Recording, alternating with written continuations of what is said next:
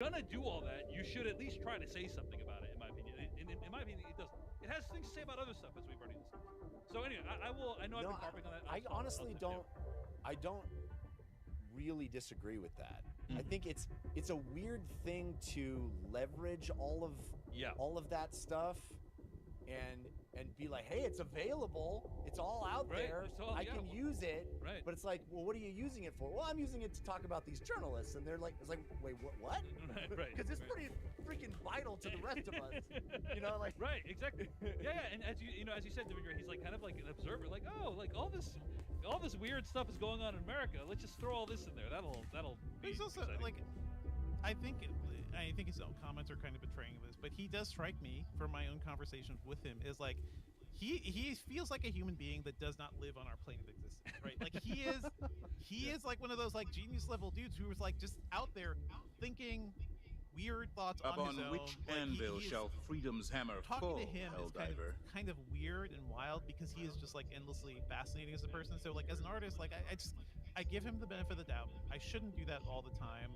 And his own comments are kind of like, I don't know, like kind of dumb around this movie. But also, I think he's an interesting enough artist that he is still hitting at something that I find to be really fascinating here. Like Jeff, you're saying it's not saying anything about the journalist like not being part of the story. Well, Kirsten Dunst's character does become part of the story at the end. That amazing sequence where she's like, I gotta save the girl. Yeah. The stupid girl who keeps getting into situations that harm all of our friends, unfortunately. But her final act is to betray the thing that she was saying the entire time. Is like, just observe. She couldn't just observe. You know, and that whole sequence. She was like, "Are you going to take a picture of my death?" Which Kirsten Dunst could have done. Yep. And instead, she steps in and gets her picture taken at her time of death. What an amazing, just way of portraying that. It's an amazing moment, but again, I personally didn't know what to take away from that. What do you make of it? I think of this a lot. What do you make of the end of Annihilation? What do you make of the final decisions of Ex Machina? I have something to make of it. I have something to make of it. It's not clear. Yeah, he's not. Well, yeah. Okay, I have an interpretation. Yeah. First of all, there's a line that Jared Leto says in Panic that really sticks with me. So I watched the Civil War. Ooh. So for those who don't know, Panic Room, like Forrest Whitaker leads the crew with Jared Leto, and they break into this house to try to steal some shit out, right? And Forrest Whitaker used to work in like security, right? And so that's how he's able to get into the room. And he says, I spent most of my career trying to lock up guys like us, or trying to prevent guys like us from getting into this house, And Jared Leto's like, oh, it's so ironic. Yeah, like, get over yourself. No.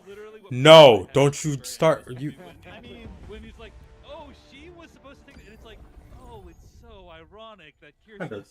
I feel like the attitude you're going into this because you're so pissed off by what this movie. No, like you sound irritated. I'm not pissed off.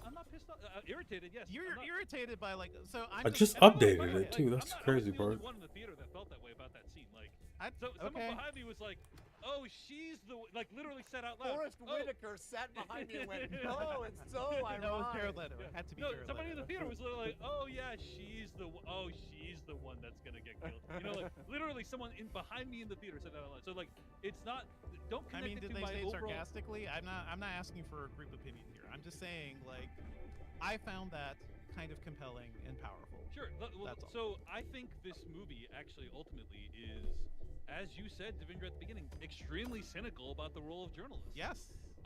It's like the idea is that the younger character in the movie, played by Kaylee Spaney, from Priscilla. Yeah.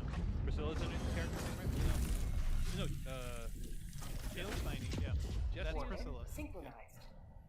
I'm seeing Jesse as the name of the character. Allied destroyer yes. I think from Priscilla. Oh, she played in Priscilla.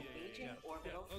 So anyway, the character Jesse, the idea is that like, she had like the whole movie.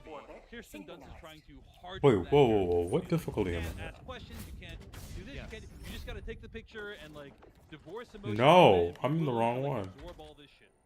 Why am I at 3? Stop resetting things. And I think we are meant to be in some ways I horrible. want to play at 3. I want to play at medium. When she sees Kirsten Dunst die, she doesn't like. I don't don't think she weeps for her. I mean, there's no You know time, what? and her This is Kirsten spoiling. Dunst I shouldn't be doesn't watching. have time to either. Like, they're the job. I mean, I think that movie is something you need to watch, and not something you need to. Like, I don't think spoilers will hurt it because I think you need to actually watch it and experience it. I don't think the spoilers matter. So wait a minute, if I... But it says 8 there, whatever.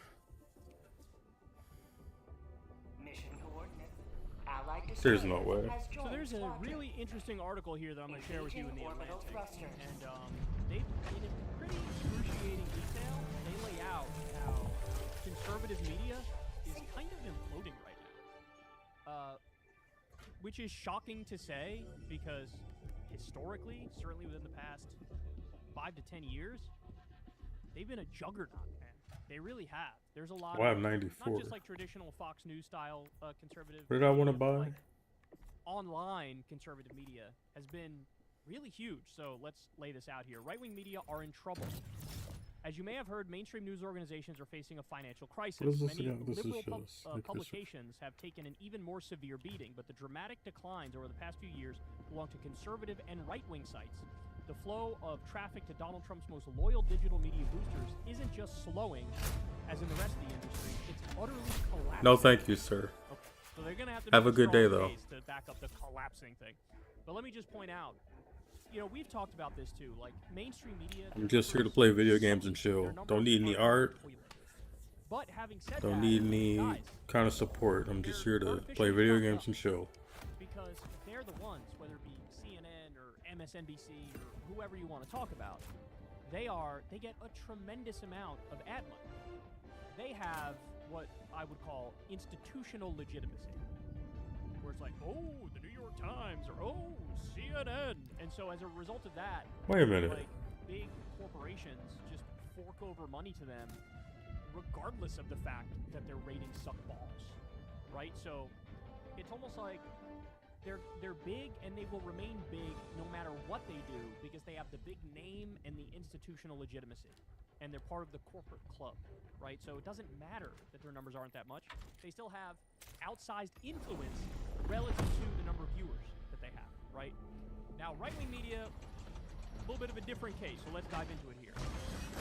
This past February, the readership of the 10 largest conservative websites was down 40% compared with the same month in 2020, according to The Writing, a newsletter that uses monthly data from Comscore, essentially the Nielsen ratings of the internet, to track right-wing media. February is the most recent month with available Comscore data. Some of the bigger names in the field have been pummeled the hardest. The Daily Caller lost 57% of its audience. Jesus. Drudge Report, the granddaddy of I just play conservative some Rocket media, League till he's was down ready. If 81%. he wants to play with me. The Federalist, founded just over a decade ago, lost a staggering 91%. Twitch, what is up? Why are you The site's CEO and goofing co-founder up so Sean bad, Davis called that Twitch? figure laughably inaccurate in an email, but offered no further explanation. FoxNews.com, by far the most popular conservative news site, has fared better, losing only 22% of traffic, which translates to 23 million fewer monthly site visitors compared with 4 years ago.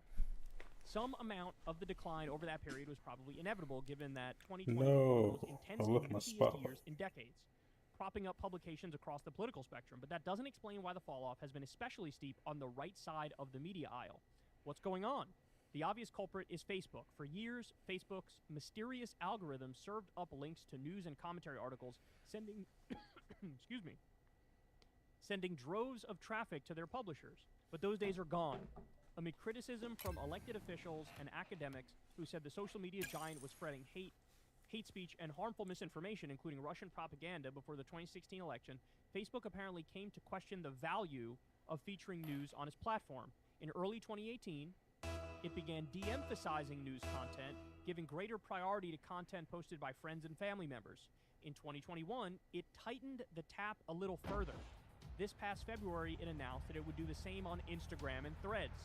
All of this monkeying with the internet's plumbing drastically reduced the referral traffic flowing to news and commentary sites.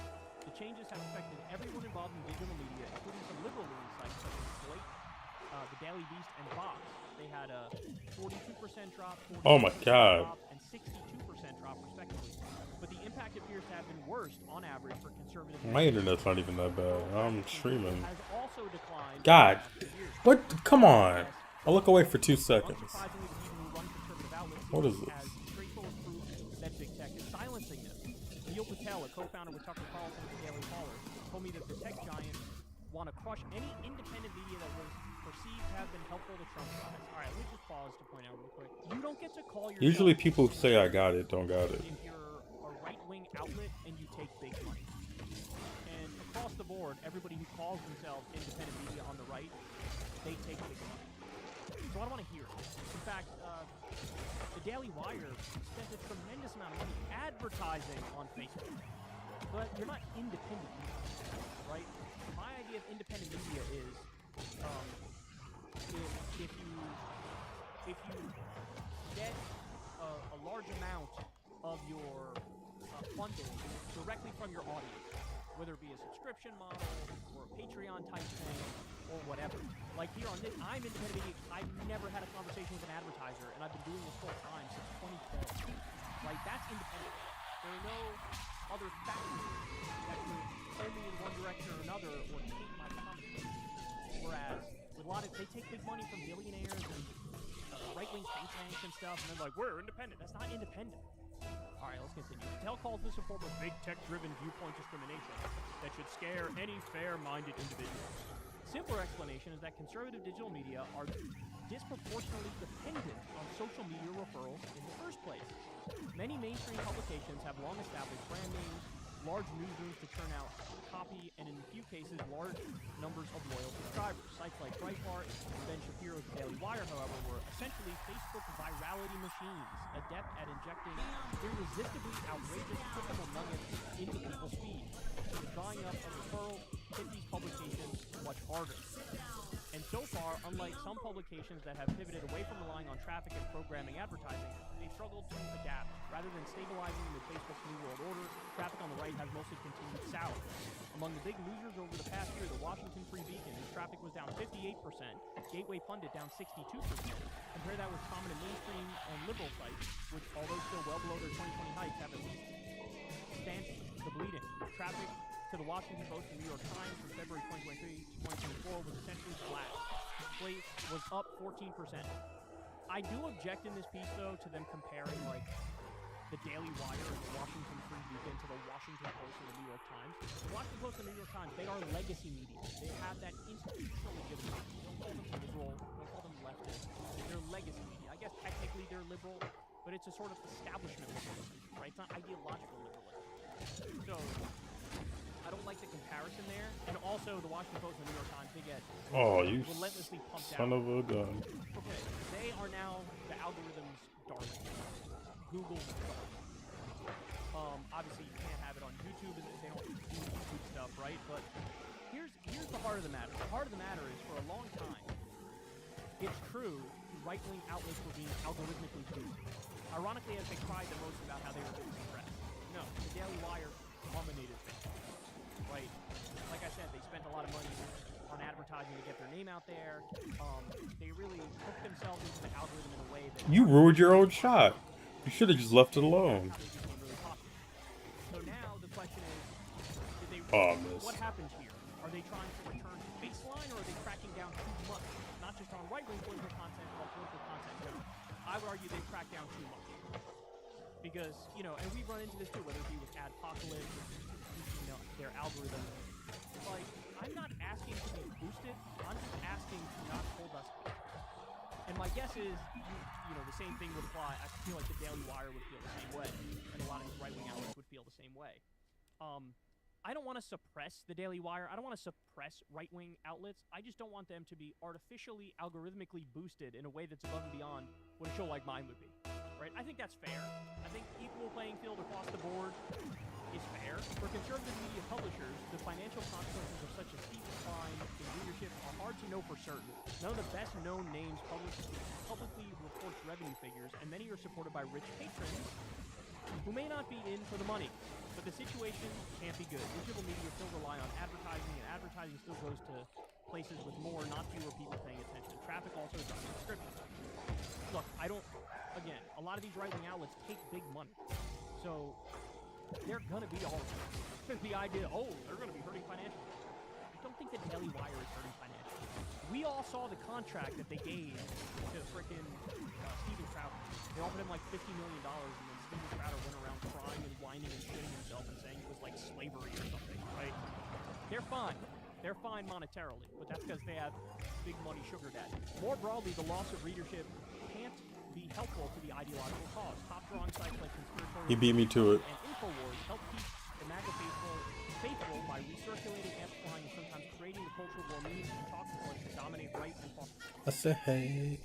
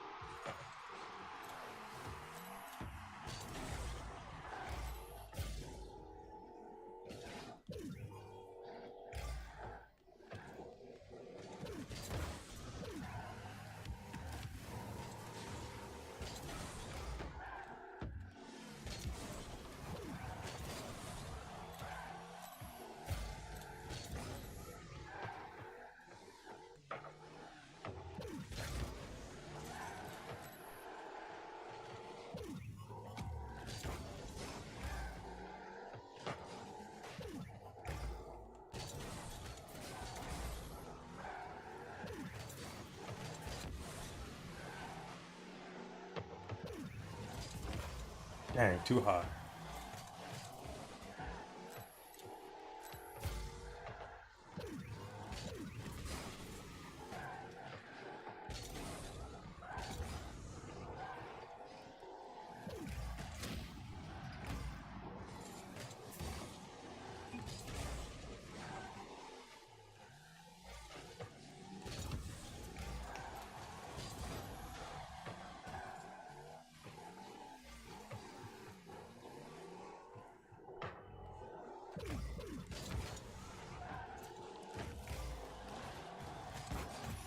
Whatever, it went in. That's not exactly what I wanted to do, but whatever, it went in.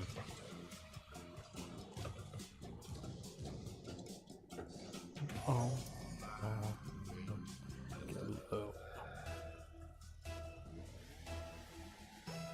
Why would you show me why? I don't want to see watch.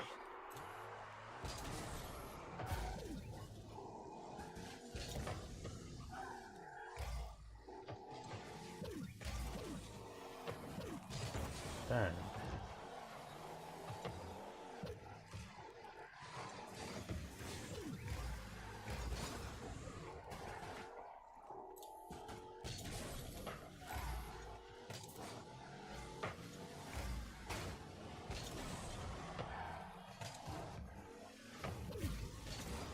Oh, move something up there.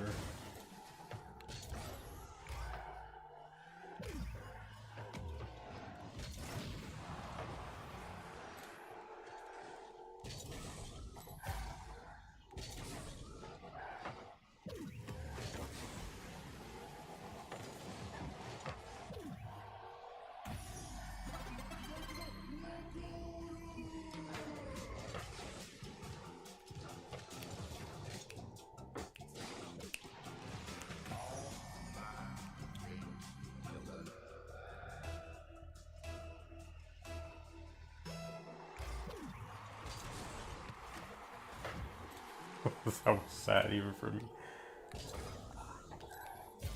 I didn't think I was the closest though, so it don't matter.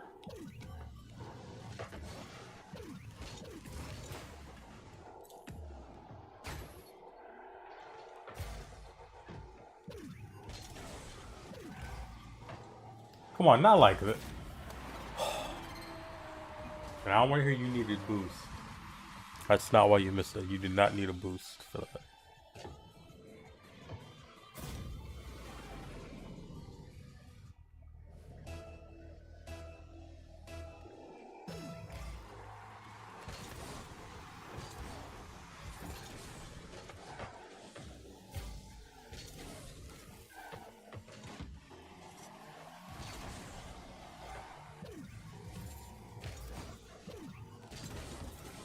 Oh.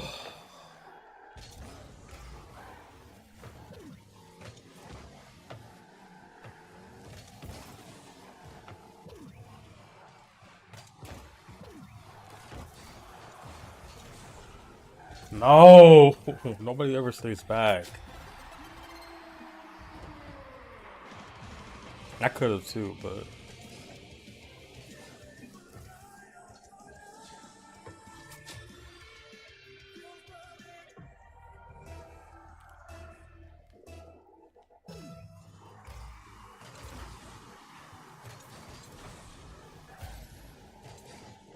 No! Come.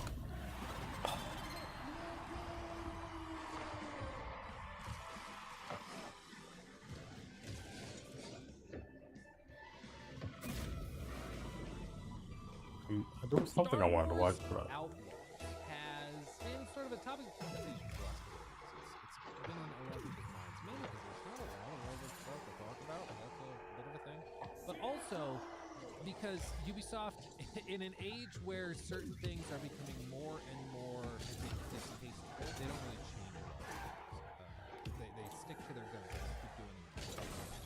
And so there's been some articles and stories that have been written that I think are not bad faith.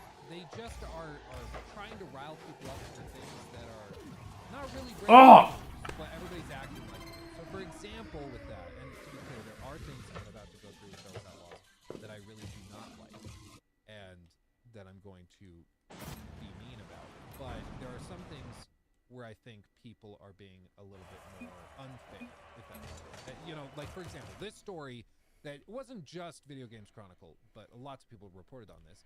And it's because it is factually true. It is factually true that the physical version of Star Wars Outlaws on the boxes that you can see on GameStop and Best Buy in the US, and I'm sure on other places elsewhere in the world, they say you will have to have an internet connection to install the game. It's going to be required. And this story went around, made the rounds, and it's like, oh my God, look, this is unbelievable. So they're selling you a physical copy that you can't even get physically. I acknowledge and I fully grant that it is hilarious that you can buy a physical version of a game and it doesn't come with a physical copy of the game. That's really funny and very stupid. But unfortunately, this has been like the standard within the gaming industry for the last 6-7 years. I can't think of another technically Armored Core 6 was pretty much good to go out of the box. But it's a pretty standard thing nowadays. Okay, if I join? AAA games to require massive day one patches, or they're basically not launchable without an internet connection. Most consoles, correct me if I'm wrong, I'm pretty sure like even on PlayStation and Xbox, if you buy a physical copy of the game, they have to verify the license with an internet connection. So like you have to still connect to the internet for all of this. So unfortunately, this just isn't anything new, but it's just the mainstay within AAA development, unfortunately. It's on some All De Nouveau games, yes, yeah, which I mean most AAA grade, like big commercial ones.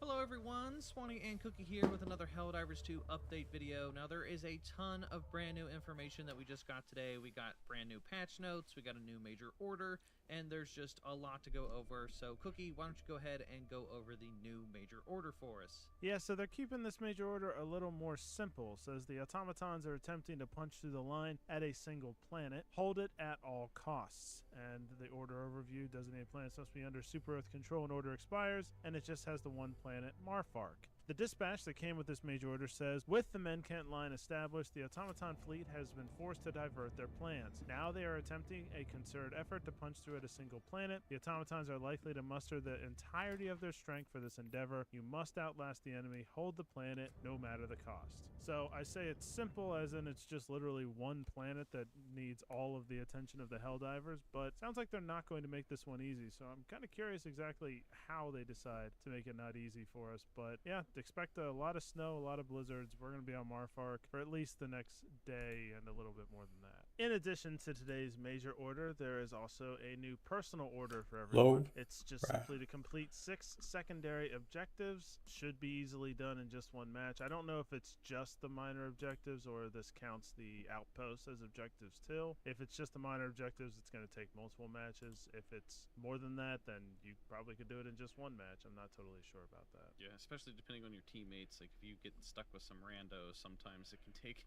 2 to 3 matches. So this one could be a little bit more annoying than most. Yeah, it's not something you can definitely get done in one match. It just depends on the randos that you might end up with. So maybe this might be one that might be better off to do maybe on your own at lower difficulties or something. We also got some brand new armor that we've never seen before added to the Superstore today. So why don't you go over those for us, Cookie? Well, the first one is the CM10 Clinician, which is basically another medium armor with some medic skills attached to it. And also the FS37 Ravager, which is a new light armor, which also has that grenade perk. That the most recent light armor that got released in the latest Warbond also had that grenade thing. So yeah, it's a pretty cool look. Same kind of passives and stuff like that have been added. I really like the new visor for the medic helmet. That's definitely my favorite, and I'm going to be getting that one for sure. I really like the other helmet, honestly. The Ravager helmet has a neat little unique design. It looks like it has part of the Exterminator helmet onto it a little bit with a different color. So I think the helmets are cooler than the armor, personally. Yeah, they look pretty cool. So make sure you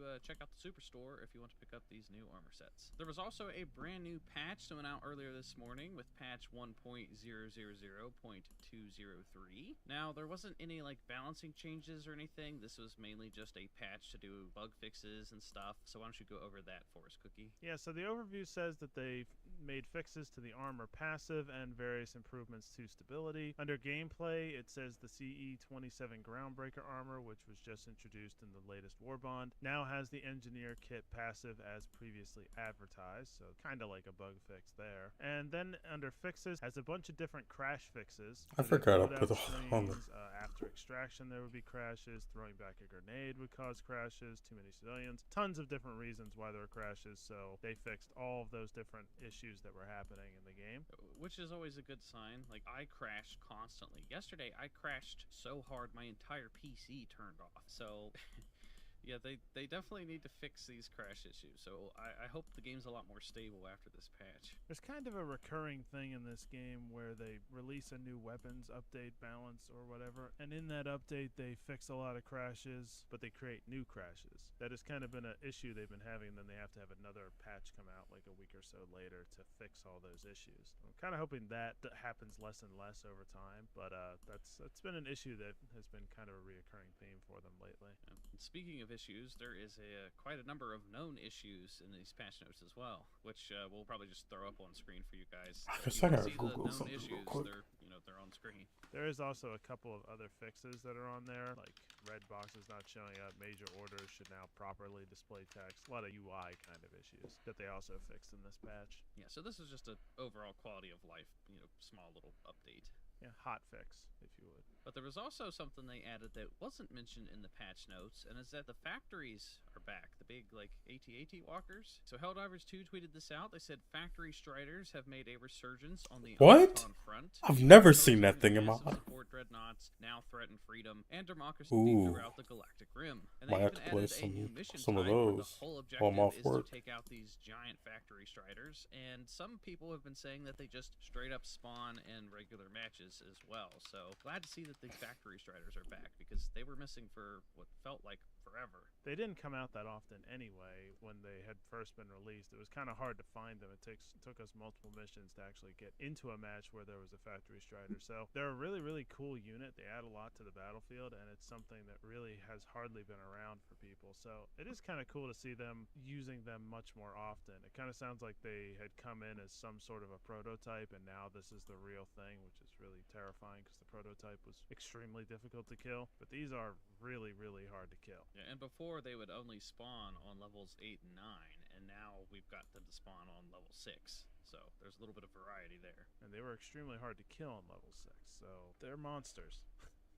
They're going to take everything you got to take them down. With the latest patch notes released, one of the community managers on Discord has been very active responding to people's complaints, and one of them is about the known issues and how there's so many on there that they don't think are being addressed. Spitz on Discord responded by saying, most of the bugs in the known issues list and patch notes are actively being worked on, but they're either large fixes that require a bit of time or low priority issues behind other things, and most should be patched in the next major build. It's difficult to maintain our cadence of one war bond per month while also fixing major technical glitches in time for the next patch. One of the responses to that said, that's why it would be all good if you skipped a war bond, maybe even 2 to take the time you need. A mostly bug-free experience will be the best experience, then you'll be working with far less bugs each patch forward. Which Spitz responded saying, sadly it's not that simple. Skipping a war bond for a month is a huge company decision. So that's kind of what I would have expected. If they skipped the war bonds, that would really hurt their overall plan, even though it does cause some crashes and some glitches. It sounds like it's worth taking that chance for them at this point. Yeah, I've seen this brought up a number of different times in the community where people say, hey, we need to take a pause from the war bonds and we need to have like a month of bug fixes. And I get both sides of this argument, but they have to keep the player engagement. They have to keep people interested. And if they took an entire month off from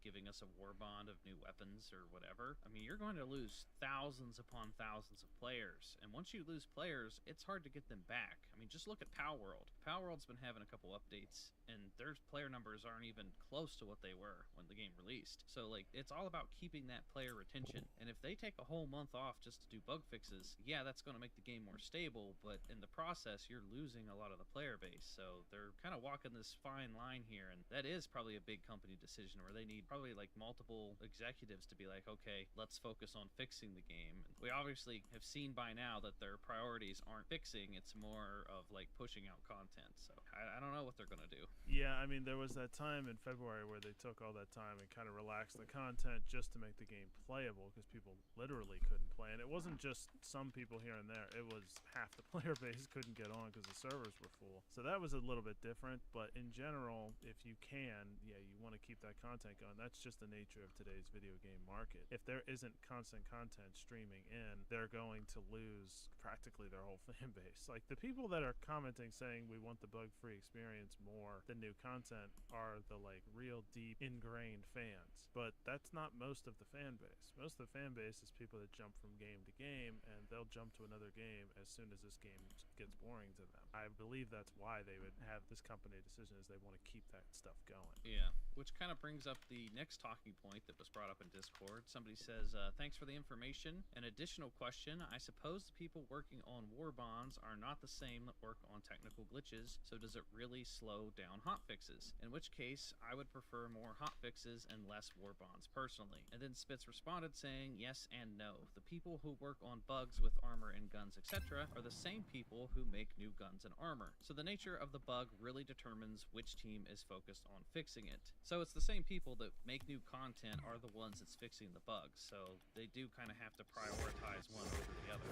And it's hard for them to get both out at the same time. Yeah, I think this is just going to be the nature of the beast to some extent. If you want this kind of content, you're going to have some issues with fixes and stuff. That's what I've been saying. Like, when they've had these new weapon balances and these new war bonds, crashes have come with it. You obviously want to minimize that as much as possible, but I think that's going to be kind of just something to some extent we're going to have to get used to. And that might be a tipping point for some people. Maybe for some people that's something that makes them stop playing the game. But I do think that is probably going to be something we might need to get used to some extent. And there's always going to be new bugs.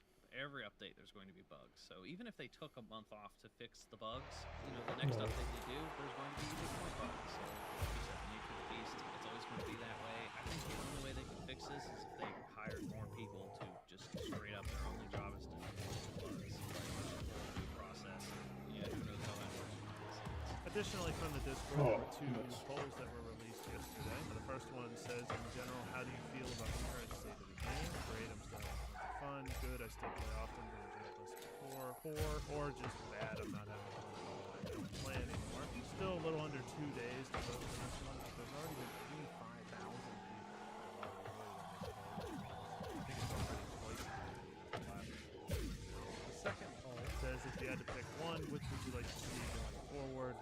Weapons, armors with different traits and passives, different objectives, modifiers, items, stuff like that, or no new content, just focus on fixing bugs. This has around 90,000 votes right now. Just a little under 2 days to vote for it. So I think the results of these polls will actually be very interesting, partially based on what we just talked about. So if you want your voice to be heard for the developers and everyone to see, go ahead and jump on the Helldivers 2 Discord and vote on these polls. Good luck. That does it for everything in today's video. There was a lot to go over, so if you guys made it this far, I greatly appreciate it. It would be a huge help if you give this video a thumbs up, because it helps us out in the algorithm. If you're new here, consider hitting the subscribe button and hitting the bell for notifications. That way you don't miss out on any future Helldivers videos. So that is going to do it for me and Cookie, and we will talk to you all next time. So, bye-bye.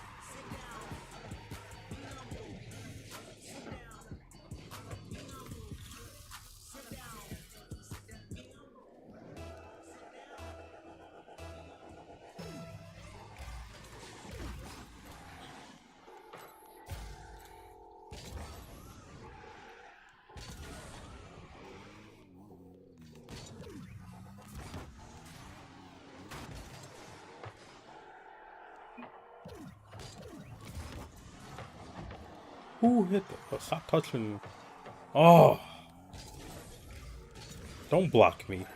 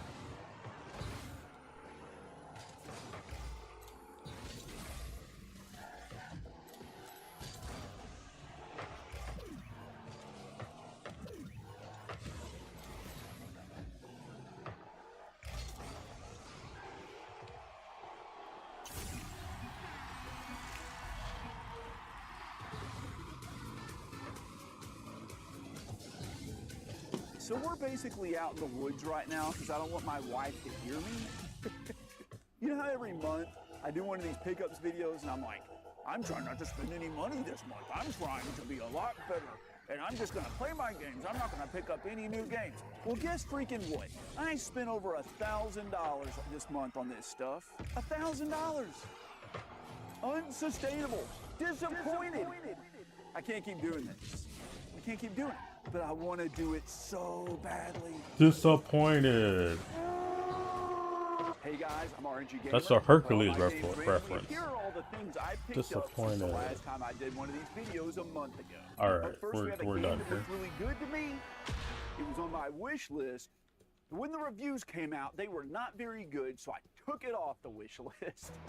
Then I started watching some other content creators that are really unique games and more niche kind of games talk about how great this is. Why's my head It's shaped not a like game that? made for the casual crowd. It's a game made more for the hardcore crowd. Reminds me of a game on the PlayStation 2 called... Okay, I need to move this camera to in front of me. It's Wanted Dead. And this looks like one of those just sort of bonkers dash around hack and slash shooting games. Hack and slash shooting game. There we go. That works great. That's not a dumb way to say something. Let's go with that. But apparently a lot of the complaints about this game were that it was just like too hard and that the combat was a little clunky. But I think it's supposed to play more like a combo game or a fighting game where you have like timed input presses. You can't just button mash your way through this game. And I hear that it's challenging, but that the people that get into it really get into it. I like games like this. Metal Gear Rising, God Hand, those sorts of games, those are a lot of fun. Really, Mike Tyson's Punch-Out is kind of like this. I don't know why so many people love games like Mike Tyson's Punch-Out and then they hate games like God Hand and Wanted Dead. So I'm pumped to try this one out. I know I am now. hard, I'm still trying to figure out how to. Speaking of really hard games, I use bot tricks and it. I put the thing up, but the chat doesn't go to that page. Like the. Like if I put it on my stream, it would show up, but it doesn't show up when I put that just in a web browser. So I can read them, but I just have to go to Twitch, I guess.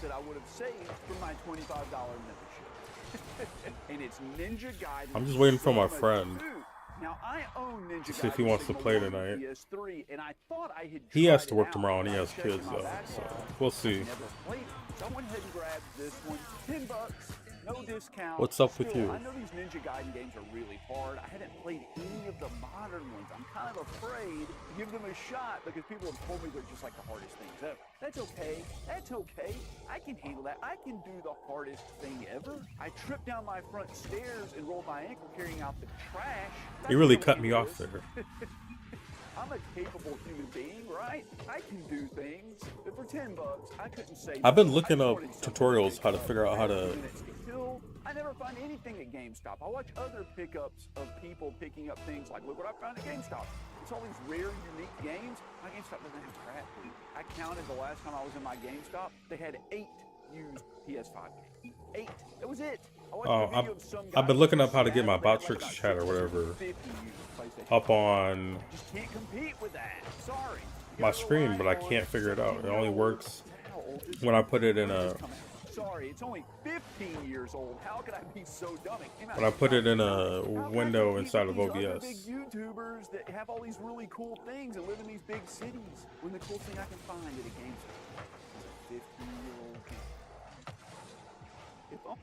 There's a shoot 'em up that came out a few years ago. Everybody heralded it as being a fantastic game. That was dumb. I don't know how to fuck that. Excuse my language. A little startup company decided to put it out.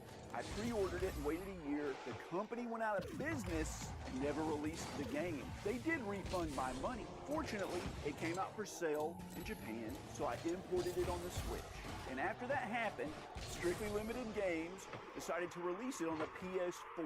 I missed out on it and was super bummed, and I told them about this. So they were kind enough to send me the collector's edition of Rolling Gunner plus Overpower. This is an unbelievably great horizontal shoot 'em up. Really interesting mechanics that you can do with the dual analog sticks, and it's just bright and colorful. Damn. I love the way this looks, and I'm so That's what I get for trying to do 2 things at once. And I want everybody to know about this game. I love Gotta stop cussing. I'm on stream I love now. sharing them with people. So thank you, Strictly Limited, for sending me a collector's edition of that game. And not only that, they sent me a copy to give out to one of the viewers of the video. So, if you would like to win this copy, all you need to do is go down to the comments and tell me about something video game related. It can be anything you like, something interesting. Whatever comment has the most likes at the end of the week, I'll reply to it, give you the information to reach out to me on social media. I'll get your address and I'll send it to you, along with a few other goodies as well. We're talking about Strictly Limited Games. I also picked up 4 other games from them. I picked up ones I didn't have and looked really unique to me and interesting, and something that was kind of out of my wheelhouse. These are all kind of adventure-themed games. And this bundle is up for sale on their website right now. I think it's called the Adventure Bundle or something like that. First up, we have The King's Bird.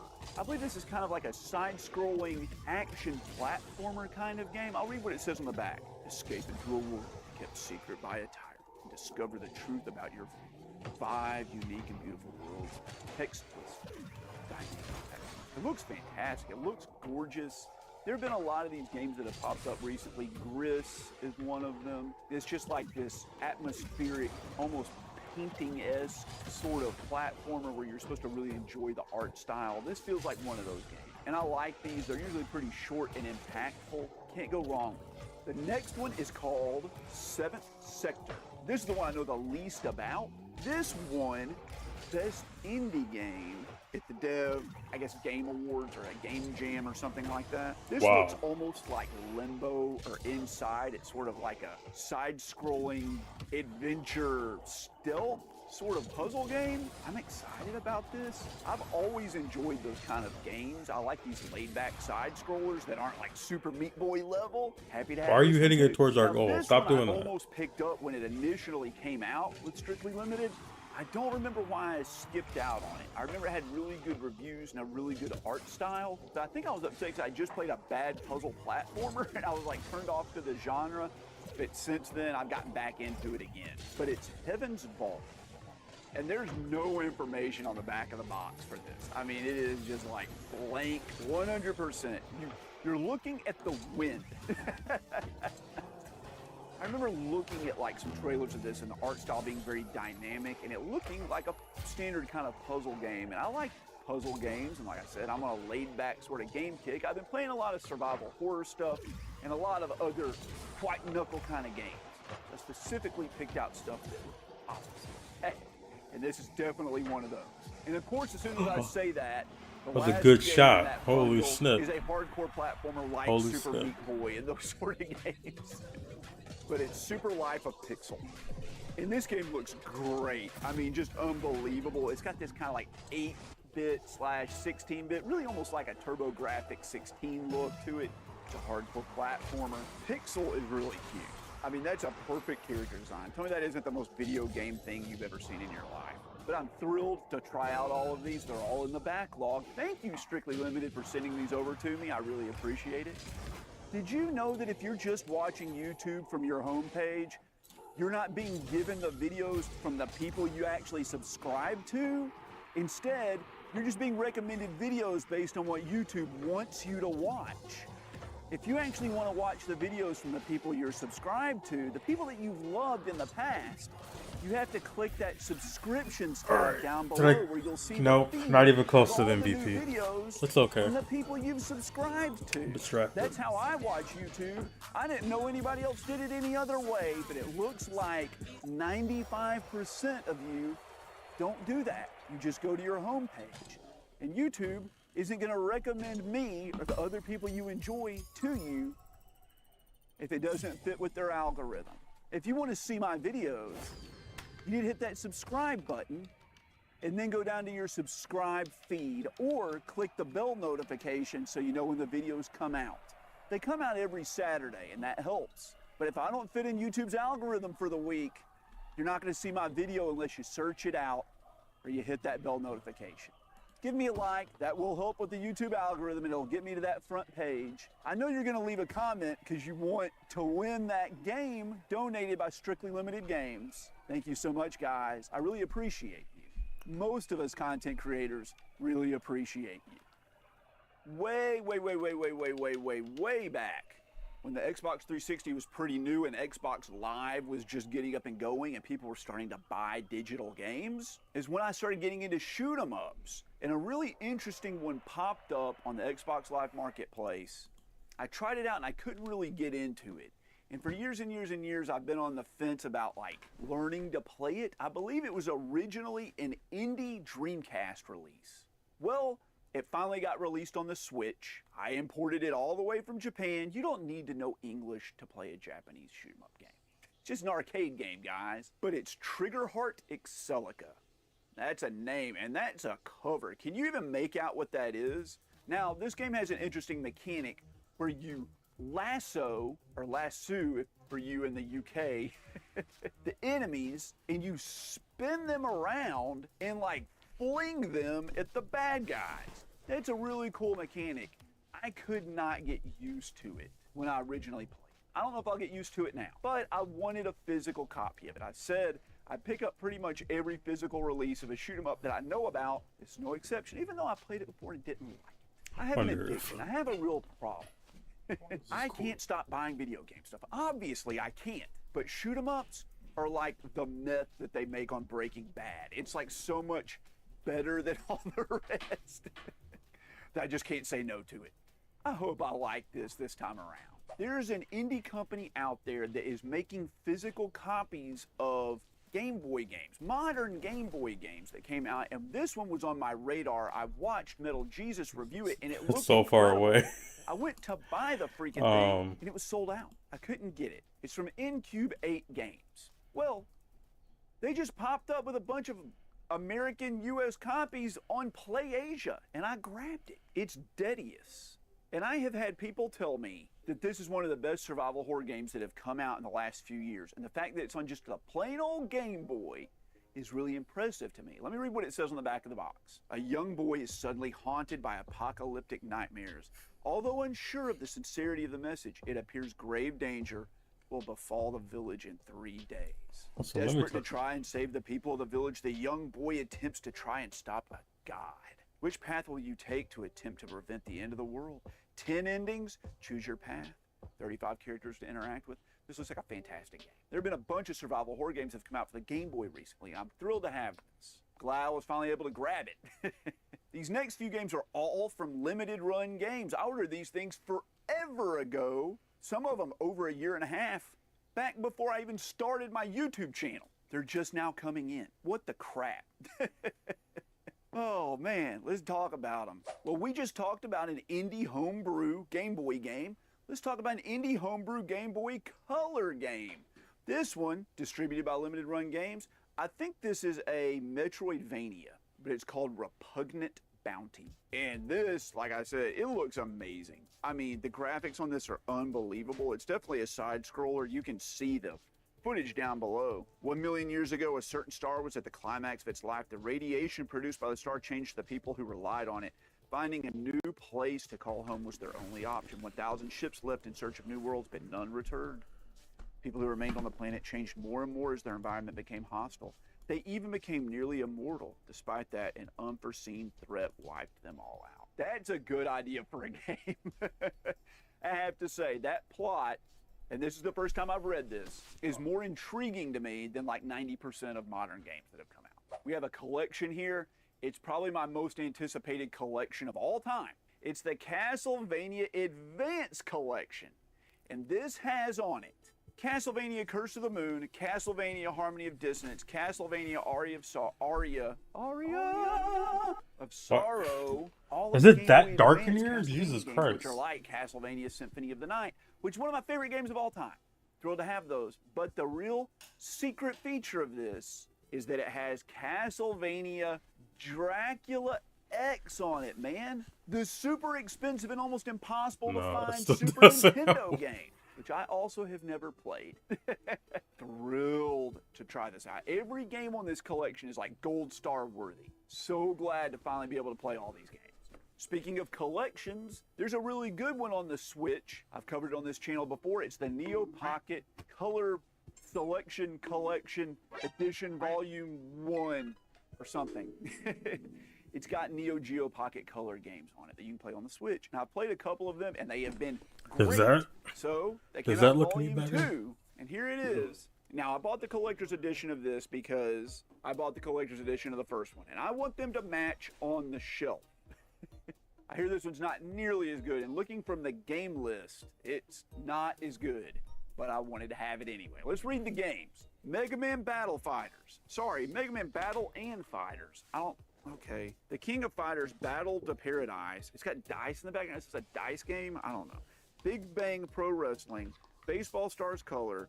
Biomotor Unitron. Puzzle Link 2. Okay. Gunbari Neo Poke-kun. Is that like a Pokemon thing with Gunbari Goemon? Pocket Sports Series Pocket Tennis Color. What? What? Neo Geo Cup 98 Pocket Sports Series Plus Color. We got a theme going here. And Card Fighters Clash. SNK versus Capcom.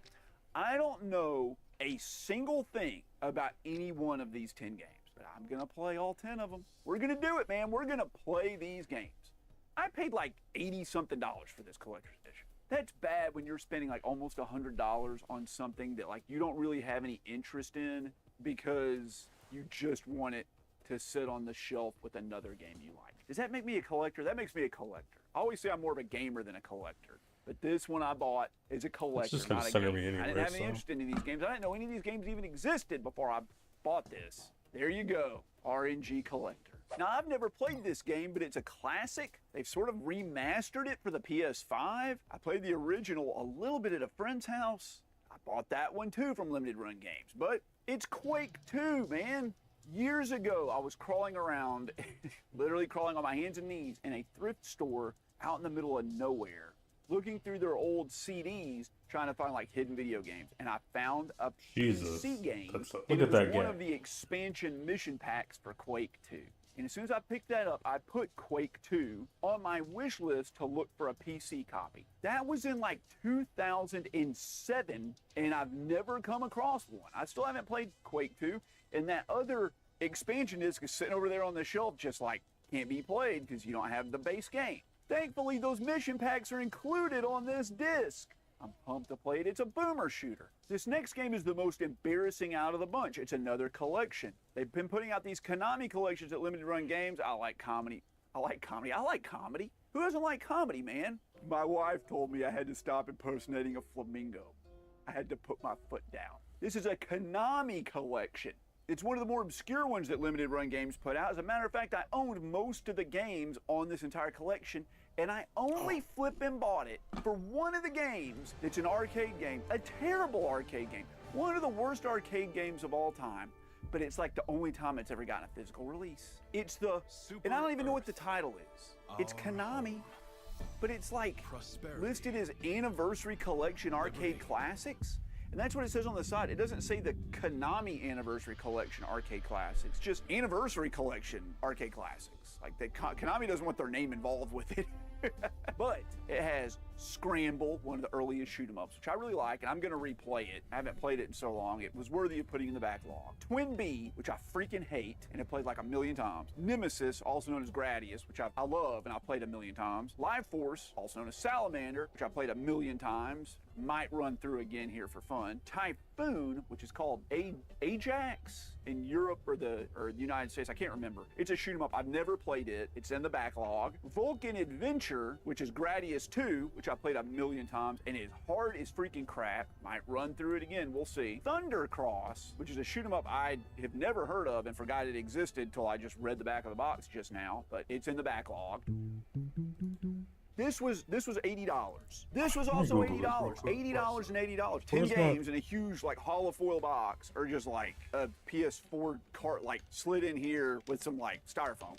One of these things is not like the other. $80 to play Haunted Castle, which is a freaking Castlevania arcade game that totally sucks. They didn't even want to put the Castlevania name on it. That's how bad it is. But it is technically part of the series. And I don't know why it's not on one of the Castlevania collections. Actually, no, they put out 1, 2, 3 Castlevania collections that I have covered on the pickups videos on this channel, and they put that one game on this collection. Why? Because it's an arcade game? No! Because no one would have bought this if it didn't have that one ultra rare game on it. That's why they did it. They bundled a bunch of common crap that has been re-released 5 million times with one game that's never been released. So people like me go out there and spend $80. $80. I need to Google this. Not that I could emulate. No offense, DuckDuckGo, but I don't. For free. For free. I told you I have a problem. Hey, guess what? Remember when I did like an Instagram post and a pickups video on this channel where I talked about PS4 arcade sticks and how PlayStation promised, or Sony promised, that they would all be backwards compatible if it's a fully licensed PS4 joystick? It'll work on the PS5. Everybody was thrilled. People in the comments told me they didn't know that. They were going to go out and pick out a PS4 freaking joystick. Well, guess what? They patched that crap out. They don't work anymore. They don't work anymore. My PS4 joystick that I was using to play on my PS5 worked one day. I did a system update. The next day, it didn't work. What bullcrap? That's so annoying. They shouldn't be able to take away stuff like that when they promised it. So, like an idiot, I went out and I bought a PlayStation 5 joystick. We'll rest on our shoulder like a parrot. This is the Hori Fighting Stick Alpha Pro. It's the $200. Great, sweet, cool, wonderful. Shouldn't have had to buy it at all. but I did. It has Sanwa parts in it. It feels good. It's a great joystick. I shouldn't complain about it. It's worth the $200.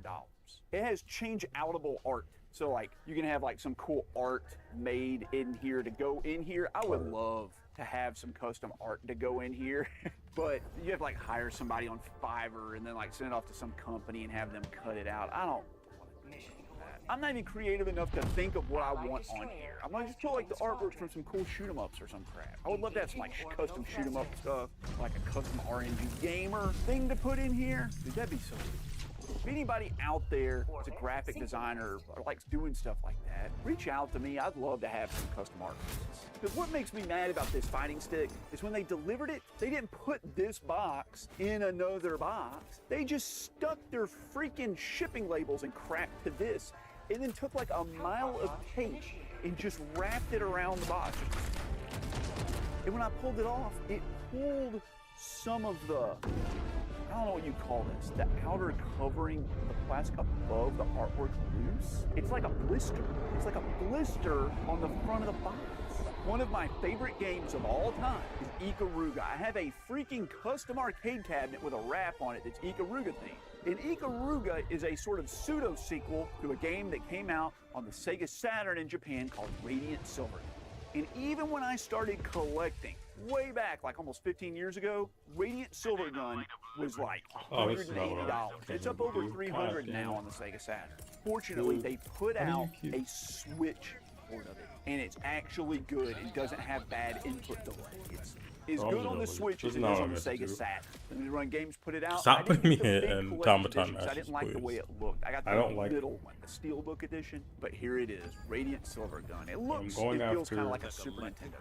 But you can see here, it's just the game and then a Steelbook. There's nothing to it. Maybe I should have gotten the big one. Why didn't I do that? I love Ikaruga. I'm sure I'll love this game.